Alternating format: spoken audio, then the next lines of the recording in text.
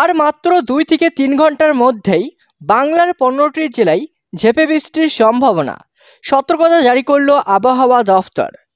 তো আগামী 2 থেকে 3 ঘন্টার মধ্যেই কোন কোন জেলায় বৃষ্টির সম্ভাবনা রয়েছে আর কোন কোন জেলায় বৃষ্টির সম্ভাবনা নেই এবং কেমন থাকবে আজ এবং আগামী কালকের আবহাওয়া, তো আবহাওয়ার সম্পূর্ণ বিস্তারিত খবর জানিয়ে দেবো আজকের এই ভিডিওতে।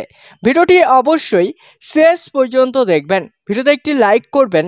আর এমনই প্রতিনিয়ত আবহাওয়ার আপডেট ফ্রিতে পেতে হলে চ্যানেলটিকে সাবস্ক্রাইব করে পাশে থাকা বেল আইকনটি প্রেস করে চ্যানেলের সঙ্গে জুড়ে থাকবেন। তো চলুন এবার এক নজরে দেখে নেওয়া যাক।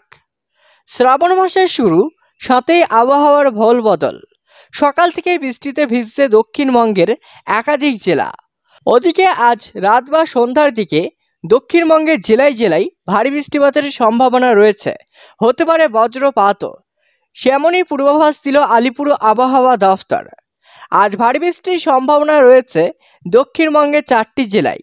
বিক্ষিপ্ত ভারী বৃষ্টি হতে পারে হুগলি, পূর্ব মেদিনীপুর, পশ্চিম মেদিনীপুর এবং পূর্ব বর্ধমানে। এই সমস্ত জেলাতে 7 থেকে 11 সেন্টিমিটার পর্যন্ত বৃষ্টি হতে পারেই বলে জানিয়েছে হাওয়া অফিস। ইতিমধ্যে জারি করা হয়েছে হলুদ সতর্কতা। আজ দক্ষিণবঙ্গের প্রায় সব জেলাতেই বজ্র বিদ্যুৎ সহ হালকা থেকে মাঝারি বৃষ্টির পূর্বাভাস। এরপর বুধবার বৃষ্টি হবে কলকাতা, হাওড়া, হুগলি, উত্তর দক্ষিণ 24 পরগনা, পশ্চিম মেদিনীপুর, ঝাড়গ্রাম, পুরুলিয়া, বাঁকুড়া, পূর্ব পশ্চিম বর্ধমান, বীরভূম, মুর্শিদাবাদ এবং নদিয়ায়। বুধবার ভারী বৃষ্টির সম্ভাবনা রয়েছে পূর্ব মেদিনীপুরে।